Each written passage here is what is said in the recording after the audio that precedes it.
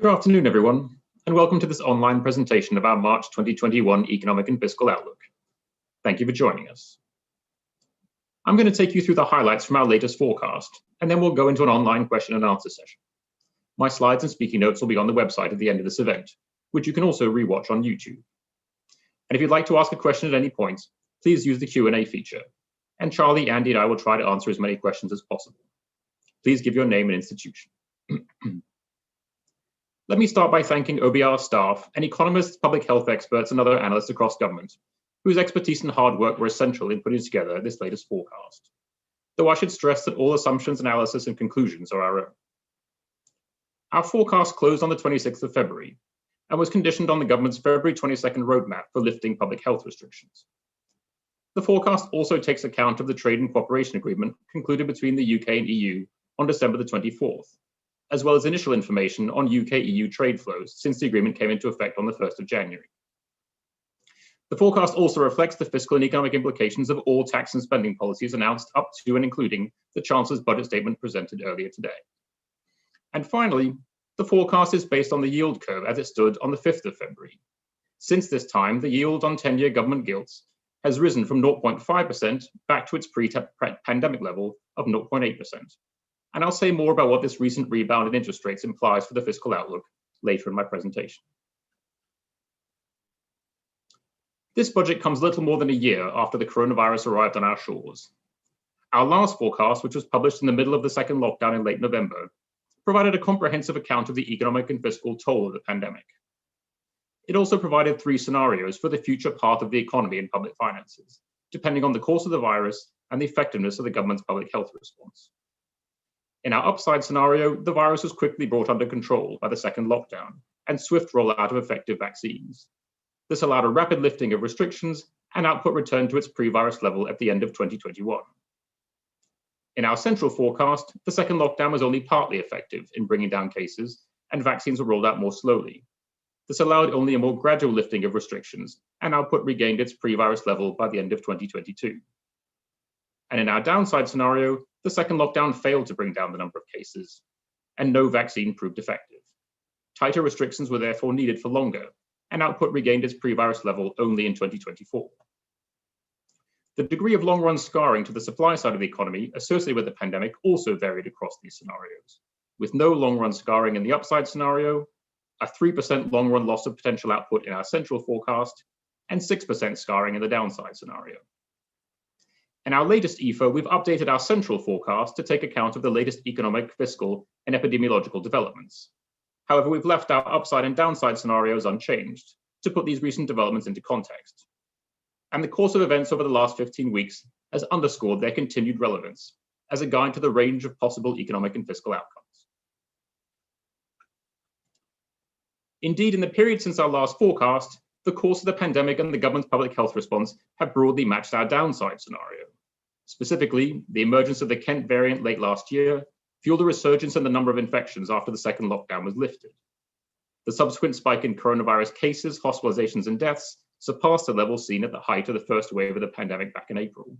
And this required the reimposition of a third lockdown in January, which will be in place for most of the first quarter of this year. But there's been more promising news since our November forecast on other fronts, in particular concerning the approval, acquisition, and rollout of vaccines. At the end of February, over 450 million doses of 8 vaccines have been ordered by the government. Over 20 million doses have been administered to more than a third of the adult population. And news on the effectiveness of vaccines has been positive, with rates of hospitalization and deaths falling by over 75% amongst those vaccinated. Rollout of the vaccine over the remainder of the population is proceeding apace, and the government's aiming to offer a first dose to all those over 50 by the 15th of April, and all adults by the 31st of July. This is ahead of the schedule assumed in our November central forecast and more in line with our upside scenario. Another positive piece of news over the last 3 months has been signs that the economy is becoming increasingly adapted to public health restrictions. Evidence of this growing adaptation can be found in the behavior of both consumers and businesses over successive lockdowns. Specifically, according to the Bank of England card data, the level of consumer spending during the second lockdown in November was just 14% below pre-pandemic levels, compared to 44% during the first lockdown in April. Consumers have also changed the way they spend, with lockdowns accelerating the pre-pandemic trend toward greater online shopping. And as you can see from the chart on the left, the share of total retail sales taking place online rose from around 20% in 2019 to over 35% at the peak of the November lockdown. Businesses have also adapted to lockdown conditions by reconfiguring their shops and workplaces to make them more COVID secure.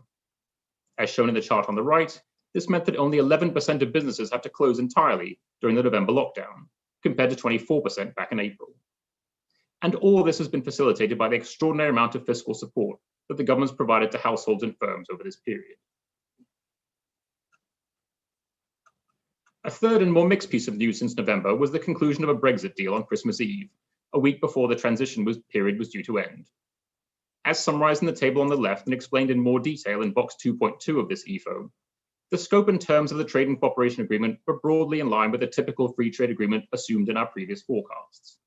We therefore see no reason to revisit our estimate of a 4% long-run loss of productivity associated with leaving the EU on these terms. However, the implementation of the agreement was associated with more disruption to UK-EU trade in the near term than we'd assumed.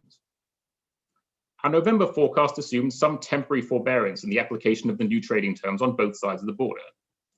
As it turned out, officials on the EU side began applying customs and other checks from the 1st of January. The immediate imposition of these new controls, combined with the introduction of COVID-related health checks at the Channel ports, led to a reduction in cross-channel commercial traffic flows in January, as you can see on the right. These have since recovered to more normal levels, so we expect the associated economic costs to be confined to the first quarter of this year. However, there still remains significant uncertainty about two aspects of our future trading relationship with the EU.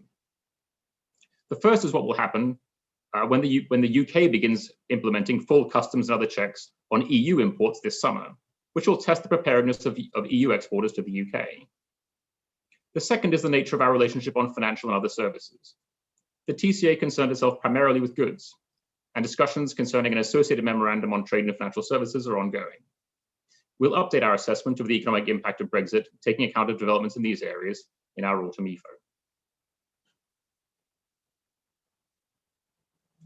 Against this mixed picture concerning developments over the past 3 months, our latest EFO sets out an updated central forecast for the path of the economy and public finances over the next 5 years. Starting with GDP, this slide shows the path of output since the start of the pandemic and our forecast for the first 3 months of this year. You can see that at the end of last year, output was broadly in line with our November upside scenario. This is partly due to historical revisions to output in the health sector, in particular to take account of test and trace activities. But it also reflects the aforementioned greater resilience of the private sector during the last lockdown. Excluding health and education, output was only 8% below pre-pandemic levels, compared to the 11% shortfall assumed in our November forecast. Output therefore ended the year 7.5% below pre-pandemic levels, broadly in line with our upside scenario. However, the resurgence of infections fueled by the Kent variant and the eventual reimposition of the stricter third lockdown in January is expected to reduce output by 3.8% in the first quarter of this year. This brings the level of output just below that assumed in our central scenario back in November. Looking ahead to the next 5 years, we expect the economy to rebound strongly over the remainder of this year as public health restrictions are lifted in line with the government's roadmap, allowing many activities to resume. Growth moderates toward the end of the year once the majority of restrictions have been lifted, and output returns to its pre-pandemic level by the middle of next year, which is around 6 months earlier than we predicted back in November, and reflects the faster rollout of the vaccine and more rapid easing of public health restrictions than we had anticipated.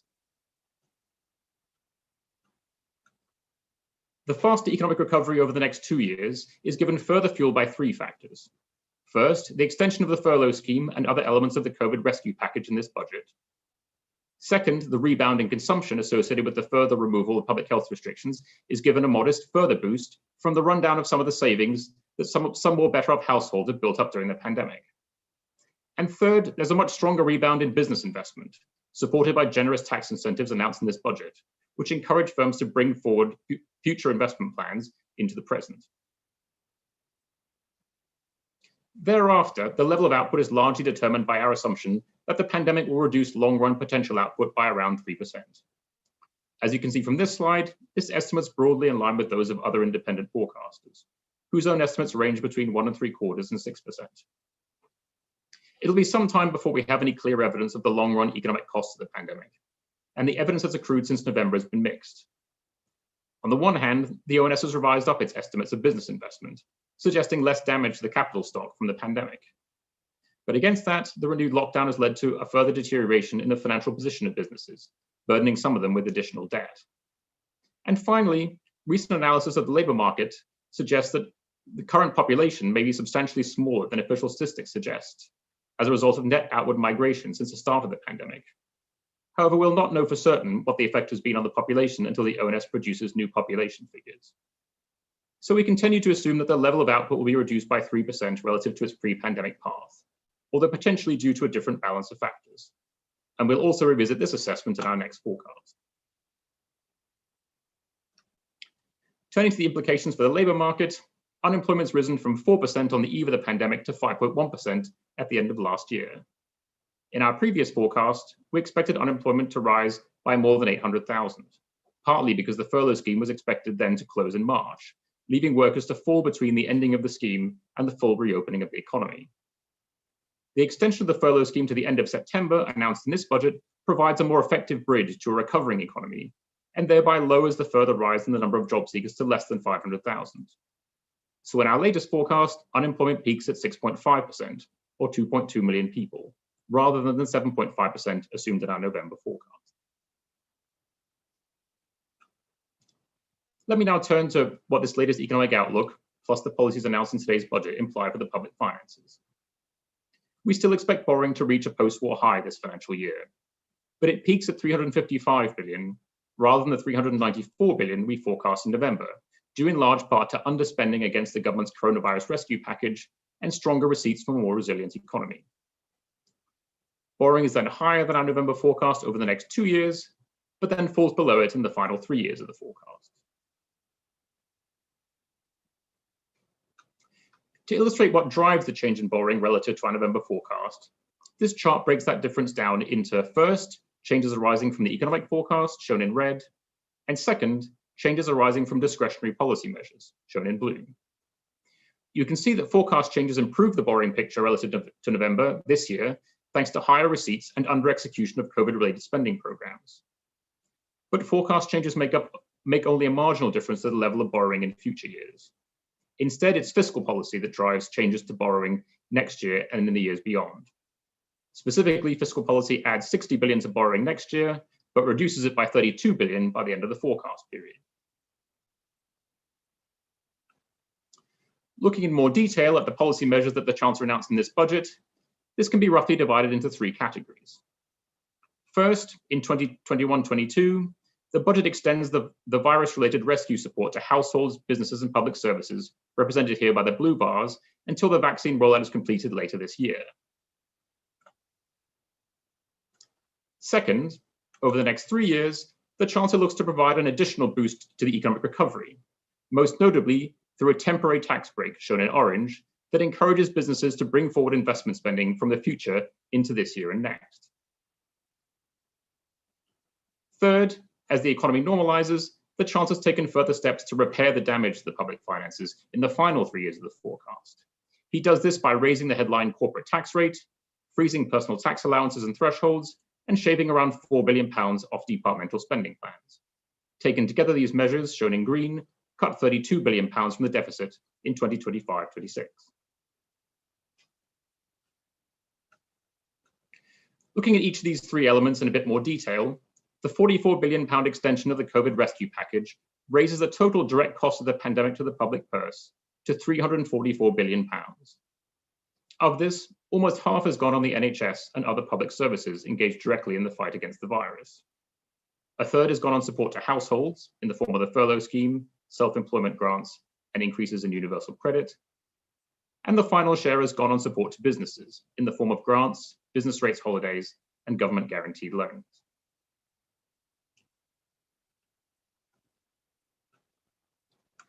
The centerpiece of the Chancellor's policies for kickstarting the post-pandemic recovery is a 2-year, 130% corporate tax super deduction for investments in plant and machinery, which is expected to cost £27 billion over 3 years. Capital allowances on these assets are currently 18%, So this temporary super deduction provides a very strong incentives for businesses to invest now rather than later. Our forecast assumes that it raises total business investment by 10% in 2022-23, the equivalent of around £20 billion a year. However, because it's a time-limited measure, most of this increase in investment is brought forward from future years, rather than being a net addition to the long-run capital stock. As such, the level of business investment falls back as the tax subsidy is withdrawn at the beginning of 2023, as you can see in the blue line on this chart.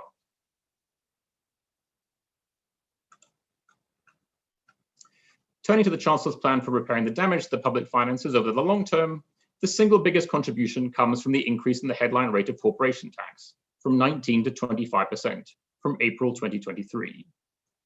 This returns the UK's headline corporate tax rate to the middle of the pack of advanced economies, as shown on the left. And to put these numbers in some historical context, corporation tax was introduced by the Wilson government in 1965, with a headline rate of 40%, which has been progressively cut since the early 1980s to 19% today.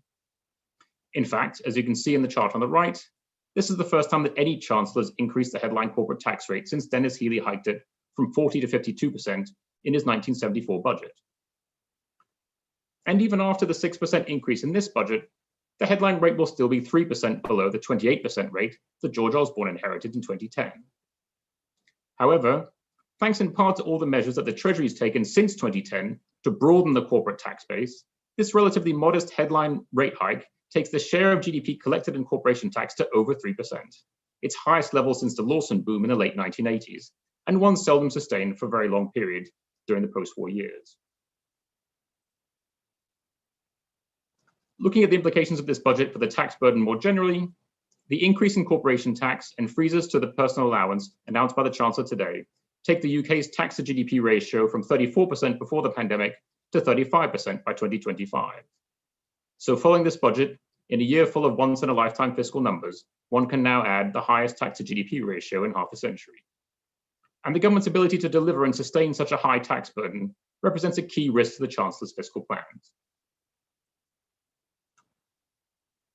These corporate and personal tax rises play a key role in stabilizing and then reducing the level of debt in the wake of the pandemic. Debt now peaks at 110% of GDP in 2023-24, its highest level since the late 1950s. It then falls back in the final 2 years of the forecast, but stays above 100% of GDP in every year. Where does this leave the government relative to the objectives it set for itself? Well, the fiscal rules currently on the statute books date back to Philip Hammond's chancellorship, and 2 of them are set to expire at the end of this month. But for the record, the objective to reduce the structural deficit below 2% of GDP in the next 28 days is missed by £303 billion. Rather than falling as a share of GDP this year, debt rises by 16% of GDP. And the government misses its goal of eliminating the deficit by 2025 by £74 billion, or 2.8% of GDP. Given the continued uncertainty about the economic and fiscal outlook, the Chancellor chose not to set any new fiscal rules in this budget. But he noted in both the Red Book and in his statement to Parliament an interest in, first, whether the current budget is in balance, i.e. whether revenues are sufficient to cover day-to-day spending, and second, whether underlying debt, excluding the uneven effect of the Bank of England, is falling as a share of GDP. And you can see from the charts on this slide, the policy measures he announced in this budget are just about enough to balance the current budget, which he misses by a mere £900 million, which is small change in the world of post-COVID fiscal policy making. And the tax rises and spending cuts announced in this budget are also enough to get underlying debt falling as a share of GDP, but by a similarly small margin in the last 2 years of the forecast. Given the slim margins against the achievement of these latest fiscal objectives, let me conclude with some reflections on 3 big fiscal risks to the Chancellor's fiscal plans. The first and most important source of risk continues to come from the course of the pandemic. The economic recovery we forecast is based on the government's roadmap for reopening different sectors of the economy. But this roadmap is based on a set of assumptions about, amongst other things, the effectiveness of vaccines, including in the face of new variants, the duration of immunity they convey, and people's continued compliance with the public health restrictions while they remain in place. If one or more of these assumptions fails to hold, according to the epidemiological modeling that accompanied the government's roadmap, further spikes in hospitalizations and deaths are possible. And this could require the reimposition of some or all of the public health restrictions currently in place, choking off another economic recovery and requiring a further extension of fiscal support. A second source of risk comes from within the public finances, in the form of the legacy that the pandemic could leave behind for public services. While the Treasury has given departments over £150 billion this year and next to pay for the costs of the pandemic, it makes no provision thereafter for any COVID-related costs. However, the government's own roadmap discusses the potential need for an annual revaccination program and standing test and trace capacity to keep what's expected to become an endemic virus in check. And the pandemic's left behind a backlog of postponed procedures in hospitals and a generation of pupils who've missed out on up to 6 months of schooling. And having taken the railways back into public ownership and filled the holes in their fare boxes, it's not clear when and if passenger numbers will ever return to levels that will allow this public support to be fully withdrawn. Because the Treasury's resorted to de facto annual spending rounds for government departments, we don't know what the government's plans are for dealing with these legacy costs beyond this year. Faced with these looming pressures, the Chancellor's response so far has been to cut around £15 billion a year from total departmental spending in the years beyond 2021, including a further £4 billion cut in this budget. A final source of risk to the Chancellor's fiscal plans comes from the financial markets, in the form of a reversal in the decades-long fall in interest rates. This steady decline in interest rates on government debt has given successive chancellors a bit of extra breathing space when putting together their budgets. The fiscal benefit of falling interest rates has been magnified in the wake of the financial crisis by the advent of quantitative easing by central banks, which essentially refinances the government's debt at the lower but also shorter interest rates paid by central banks on their reserves. As we've highlighted in previous EFOs and discussed in detail in box 4.1 of this one, this has left the public sector as a whole much more exposed to changes in interest rates. And indeed, government bond yields in the UK and elsewhere have begun to rise over the past month. To illustrate the kind of pressures this puts on the public finances, our forecast took a print of the yield curve on the 5th of February, following the Bank of England's monetary policy report. Since then, yields on the government's benchmark 10-year gilt have risen by 0.3%, back to their pre-pandemic level of 0.8%. Considered in isolation, this increase alone would increase that interest cost by £6 billion by the final year of our forecast, and therefore be enough to put underlying debt back on a rising path in every year of the forecast. And all other things being equal, if interest rates were to rise a full percentage point, this would cost an additional £20 billion and be sufficient to wipe out all of the additional corporation tax revenue raised by the Chancellor in this budget. Of course, all things are not equal. Higher interest rates could reflect greater optimism about the future path of GDP growth and therefore tax revenues, which could offset some of these additional debt servicing costs. But even so, it may be that come the autumn spending review, debt interest may go from being a minor relief to a major headache for a Chancellor already trying to cope with the other post-pandemic pressures I highlighted earlier. So in conclusion, the winter resurgence of infections and third lockdown have delayed the economic recovery we forecast back in November. But the accelerated rollout of vaccines should enable a faster reopening of the economy and a more rapid recovery in GDP later this year. And output is now expected to reach its pre-pandemic level in mid-2022, 6 months earlier than we predicted in our last forecast. Against this backdrop of a delayed but stronger economic recovery, the Chancellor used his 2021 budget to do three things. First, he spends a further £44 billion to extend the COVID rescue package until the autumn, when the bulk of the adult population will have been vaccinated and the economic recovery will be in full swing. Second, he stokes that recovery with £27 billion in generous tax allowances to encourage businesses to bring forward future investments into the next 2 years. And third, he begins to repair the damage to the public finances with corporation and personal tax rises and spending cuts that raise £30 billion, but also take the tax burden to a 50-year high.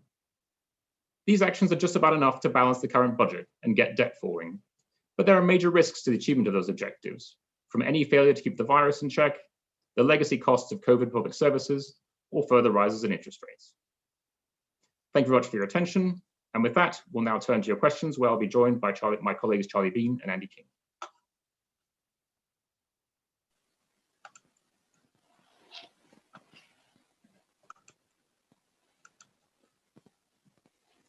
Okay, and we've got a first question from Sam Coates. The Chancellor spent a huge amount on tax breaks for businesses that invest, £12 billion a year. Is this the most effective way of boosting growth, given that he's spending such a big sum of money? Charlie, do you want to take that first question?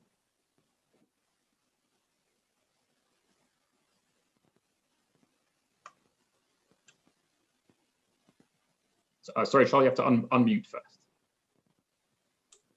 Classic error there.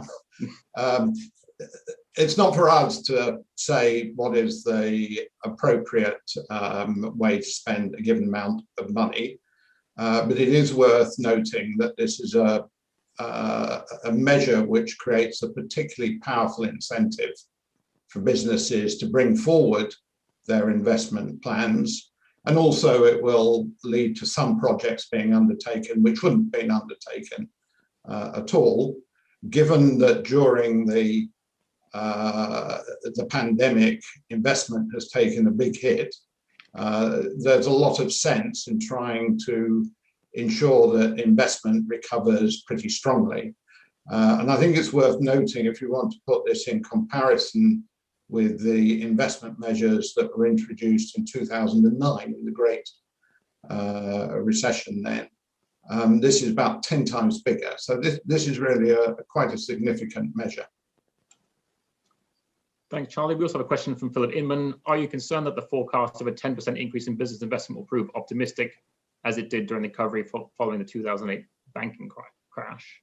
I guess I'll have a first stab at that, and Charlie might want to add something.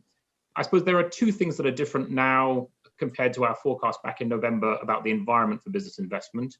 One is that there's much more certainty about the effectiveness of vaccines, as well as the timetable for their rollout, which I think provides more confidence than we had back in November about the sustainability and pace of the recovery. And the second thing is that when we were doing our November forecast, we didn't know the final outcome of the Brexit negotiations, or indeed whether there's going to be any deal at all. And it has certainly been the case that since the referendum, one of the things which we think has been suppressing business investment has been uncertainty about the nature of our future relationship with the EU. That is now more certain as regards trade in goods. I think, as I highlighted in my presentation, there remains some uncertainty about the nature of our future trading relationship on services. But Charlie, did you want to add anything to that? Yes, I'll just say, in terms of calibrating the size of the effect, the bit that is really difficult here is knowing how much intertemporal switching there will be of spending, how much bringing forward from the future to the present. And here we've been guided by experience, particularly in the US in the early 2000s, in response to not measures of this magnitude, but similar sorts of measures. And in fact, the way we've calibrated it is relatively cautious, but we've been guided by work which is summarized in an IMF paper, which is the references in the book. Thanks, Charlie. A question from Ben Chu. The OBR's new forecasts show an output gap still persists through the next 4 years. What are your thoughts on the government's plan for a net fiscal takeaway starting in 2023-24 and some tax rises from 2022-23? Does that keep the output gap open longer than otherwise? I might ask Andy to respond to that question, if you can. Yeah, sure. So the simple answer is yes, but not a lot. So the tax rises come in, as you say, a small amount in 2022, but mostly in 2023. So well into the Bank of England's forecast horizon or policy horizon to be able to factor those in. So the output gap is slightly more negative as a result of the measures, but very slightly. Thanks, Andy. Moving on to Simon Neville at the Press Association. Next year's GDP forecast is significantly hiked, but every other year has seen a downgrade. Why is the 2023 GDP growth forecast so heavily marked down? Separately, in terms of the risk to the outlook, how sensitive is the economic recovery forecast to vaccine progress? I might ask Charlie to answer the first part, but just on the second part of your question, I mean, the short answer is it's very sensitive to progress on the vaccine. As I highlighted in my presentation, we are assuming that the government's roadmap is effective in keeping a lid on, in particular, hospitalizations and deaths, which are the things which have led to the reimposition of lockdowns in the past. And we have previously forecast false dawns in the economic recovery, with the wind taken out of those recoveries by resurgence in infections, rises in hospitalizations, and the need to reimpose public health restrictions that limit economic activity. we are assuming in our forecast at the moment that the timetable set out in the roadmap for lifting restrictions on different parts of the economy is adhered to. If that timetable is delayed and the lifting of restrictions in different parts of the economy takes longer, then that means that would actually delay the recovery that we're forecasting. Charlie, do you want to say something about just the dynamics between here and? Yes, there's a couple of points to be made here. The first thing is that it can be a little bit misleading to focus on annual growth rates, because particularly at the near end of the forecast, they're very sensitive to exactly what's happening at the beginning of this year. So although annual growth for this year is only 4%, if you look at first quarter next year on first quarter this year, that's almost 12%. But looking at the annual figures, the very low, well, the contraction in the first part of this year tends to depress this year. And it gets picked up essentially when you look at the annual figure for the next year. If you look at the actual line that we have and compare it to last time, you'll actually see it's very similar to our central forecast. And an important point here is that because we've retained the same scarring assumption, we end up at the same point. And therefore, pretty much, if you start from somewhere on our old central forecast, cumulative growth over the whole forecast period has to be pretty much the same. Thanks, Charlie. Delphine Strauss, could you set out why a faster recovery does not reduce the extent of long-term economic scarring? Is this because the tax break for business investment simply changes its timing, or is it more due to a smaller population? I guess maybe say a few things about the scarring assumption and its relationship to our near-term forecast. I mean, the first thing to say is that we have ended up spending a longer period in lockdown than we were forecasting back in November, and so it stands to reason that the scars associated with those public health restrictions being in place longer would therefore be that much more intense. I think the other thing to say is that we have, as I mentioned in my presentation, and we explore in more detail in the EFO, we have very limited information at this stage about evidence of the extent of the scarring effect, and it will be some time before we really know very much at all. We've had some good news on levels of business investment recently. We do expect the government's investment allowances to accelerate the recovery in business investment, but I think, as I also mentioned, that doesn't actually contribute very much to the long-run capital stock because it brings forward investment rather than adding significantly to the overall capital stock in the long run. And we've also learned some things about the size of the population, which may be smaller than ONS figures would suggest because of some net outward migration during the pandemic, which, all things being equal, would also reduce the working population and labor force over the long term. On balance, given that there's been some good news and some bad news, we don't see any definitive reason to revisit the 3% assumption that we've made, and it will be some time before we actually know, on the basis of firm figures, what that long-term scarring is going to be. Charlie or Randy, did you want to add anything? Yeah, I'll add a few observations here.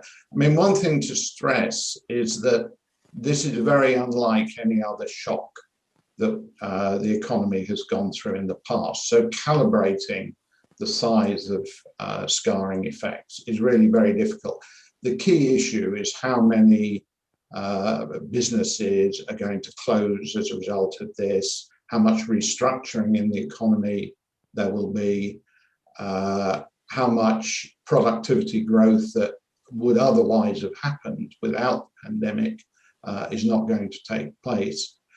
And these sorts of things are only going to become clearer over time. We don't have a nice, well-specified economic model based on a big empirical evidence base, which enables us to calibrate these effects. It will be very much learning as we go along.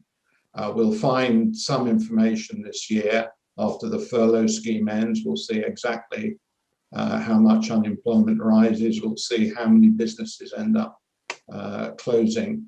So the thing I would stress is the uncertainty about the magnitude of the scarring in the medium term. we really have a very wide range of uncertainty around that number. Thanks, Charlie. Kate Ferguson, The Sun. Your figures show that growth will hit levels not seen since the 1940s. Are you expecting to see a consumer boom? Is talk of a roaring 20s correct?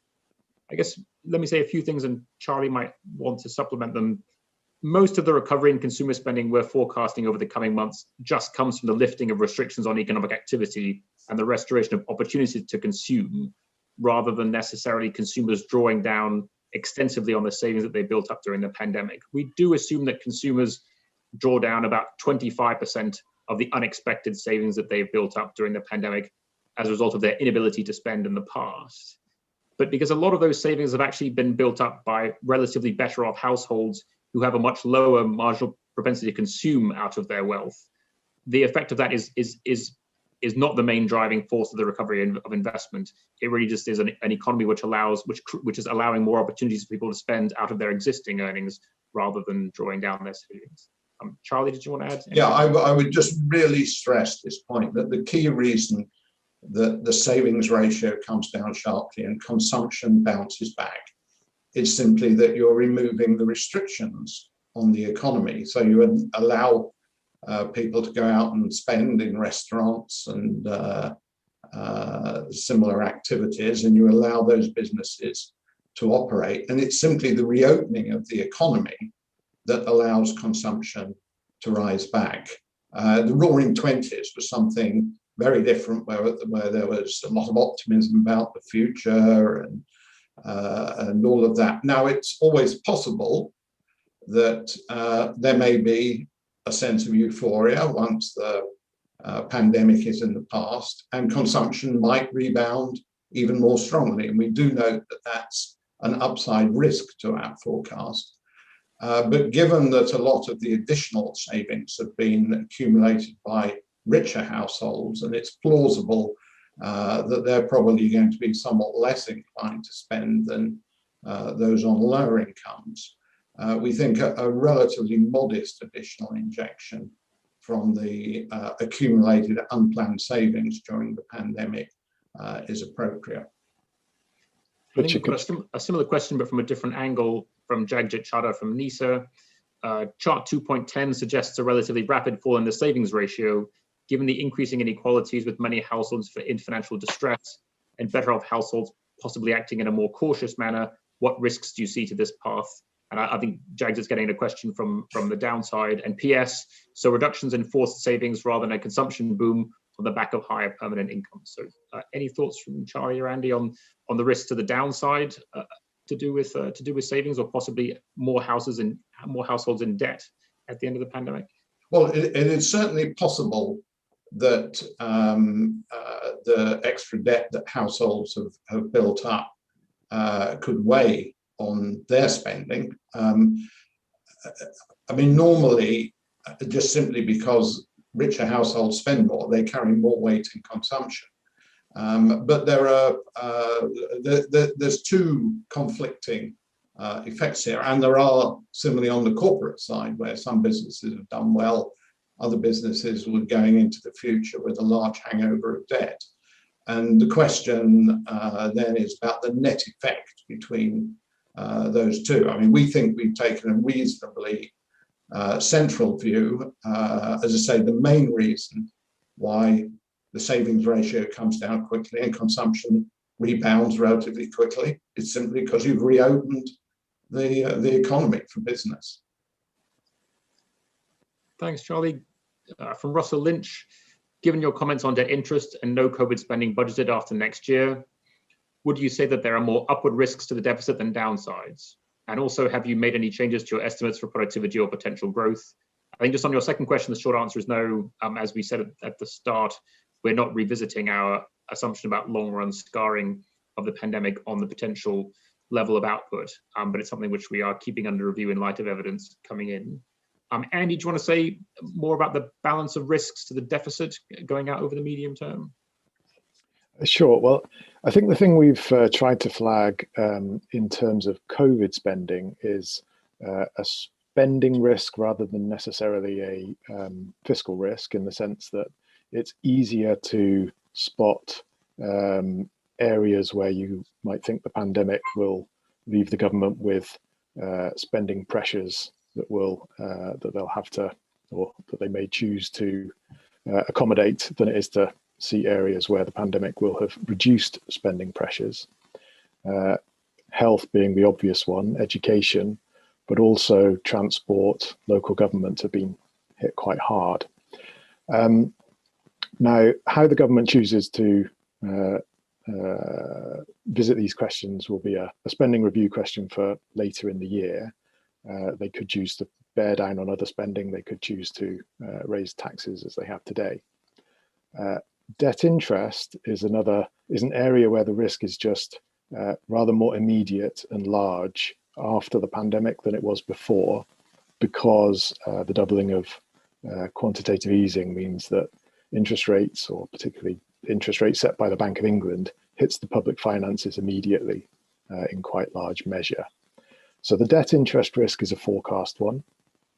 The COVID public spending risk is a policy one. And whether they feed through to the deficit is a choice for the Chancellor as and when they either are absorbed or happen. Thanks, Andy. Question from Anonymous. Do the November 2020 upside and downside scenarios still reflect those scenarios today? Are today's figures an update of all the scenarios or just a central forecast? Just to be clear, we've updated our central forecast, but we've left the upside and downside scenarios as they were back in November as a reference point for our forecasting record since then. We didn't want to sort of constantly update our scenarios and therefore have people lose track of how our forecasts are actually performing relative to the assumptions set out therein. So we've left them unchanged as sort of a framework and context within which to view our central forecast. And as you've seen over the last 15 weeks, some developments have been consistent with our upside scenario, other developments consistent with our downside scenario. The path of GDP has actually been above our upside scenario for a few months and then fallen below our central forecast in others. So all of this underscores really the extraordinary degree of uncertainty one has even about the near-term path of the economy, let alone the medium-term path. And we think that those upside and downside scenarios remain realistic parameters for the range of potential outcomes, both to the path of the pandemic as well as the path of the economy going out to the medium term. Joe Kettner, what do you think will happen to insolvency rates over the coming 12 to 18 months? Have you considered the potential impact on the confidence of business to extend trade credit if insolvencies do rise and businesses start to lose money? I think one figure that has been striking about this pandemic has been the fact that insolvencies are actually lower so far this year than they were last year, despite all the stresses and strains that businesses have been under. Now, that partly reflects a large degree of forbearance on the part of the insolvency courts, in that creditors have been encouraged to not foreclose on loans. The insolvency courts in many cases have not been open, but also there's been an extraordinary amount of cash support given to businesses by governments, and so that's kept more businesses liquid and solvent, at least for now, than has been the case in past recessions and past shocks to business activity. I think the true effect on business and the true impact on insolvencies is probably yet to be seen, because what we don't know is what happens when that support is withdrawn, and also when creditors get serious about foreclosing on loans, and also when the insolvency service reopens and the courts actually start to prosecute cases. So to some extent, we're in suspended animation on business insolvencies. I don't know whether Charlie or Andy would want to add something further to that. Well, I would simply add that because insolvencies have been surprisingly low, you're talking about something like half the normal insolvency rates, and it's not just in this country, in many other countries where there's been similar high levels of government support. Inevitably, some of those businesses would have folded in the normal course of events. When you withdraw the support from them, you would expect to see them folding. So you would certainly expect insolvency rates to rise. The question is how much, and whether it's excessive or about what you would expect. And we will learn that over the course of the next year or so. And that will be one of the key inputs into our assessment of whether the medium-term scarring assumption is still appropriate or not. Thanks, Charlie. Question from Adam Stone's Company Watch Limited about inflation. Noting your early comments on supply side scarring, could you please comment on the risk of inflation in the case that supply is unable to meet pent-up demand? What will this entail for the public finances, especially if it necessitates an increase in interest rates? And finally, how uncertain are current inflation projections? Maybe I could ask Charlie, you to comment on the prospects for inflation, and then Andy, maybe some thoughts on what it might mean for the public finances if we see upside surprises on inflation.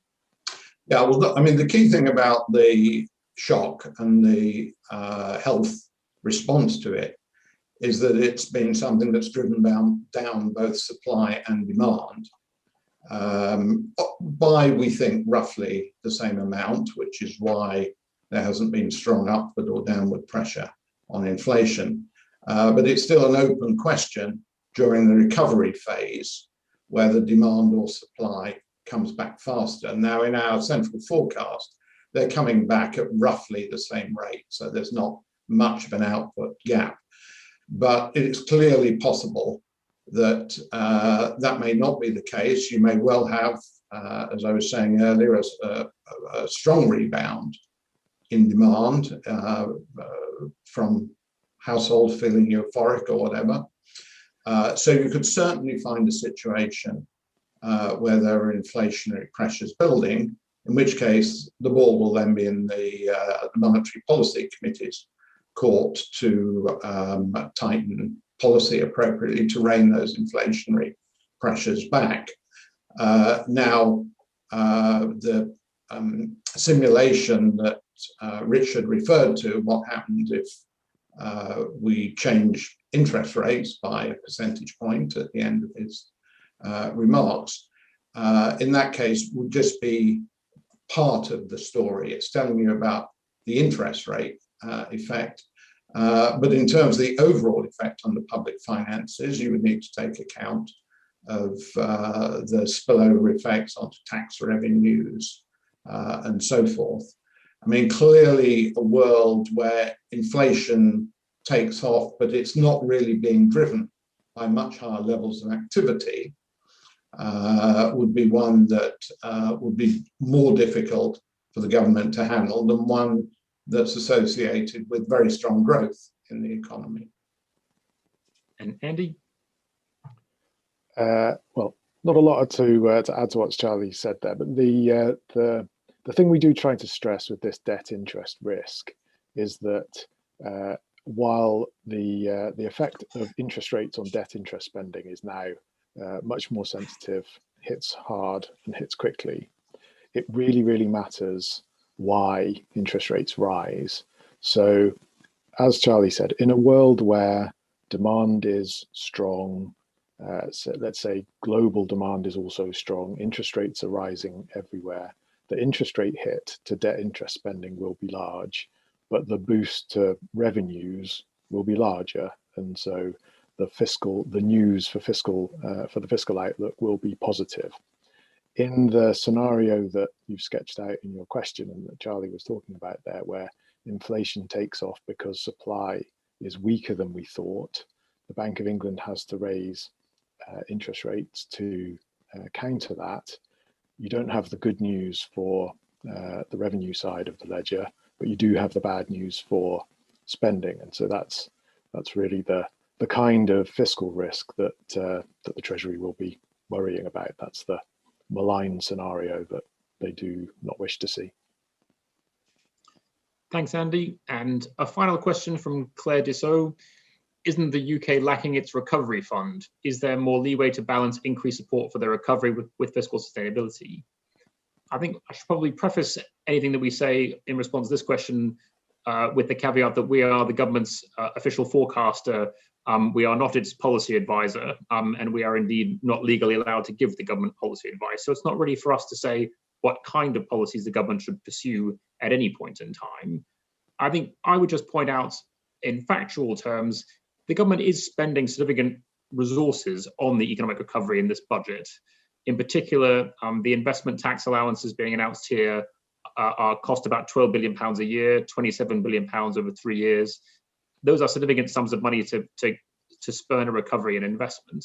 It is less than the government has spent on the rescue side of the pandemic to just cushion the impact of the crisis on households and businesses. It is also less than they're spending to repair the public finances later in the forecast period, but it is nonetheless substantial sums. I don't know whether my colleagues would want to add anything to that. I don't have anything particular to add to what you said. Well, I would just add one point, which is that the 300+ billion of rescue spending puts the economy in a position that it can recover quickly. Without that, we would be in a much worse situation. Indeed, and that is a very good point. It is worth thinking about the rescue and recovery funding in the same context, in that this is all support to incomes, it is all support to businesses, and some of that is actually fueling the recovery that we see in the coming months as the economy reopens. Okay, I think that's all the questions that we've had. Thank you very much indeed to everyone for their attention. You can find both the EFO book itself as well as the material that you've seen presented here today on the website. And if you want to rewatch this presentation and Q&A session, you could do so on YouTube. But in the meantime, I would just say thank you very much indeed for your attention and have a very good rest of the afternoon. Thank you. Thank you.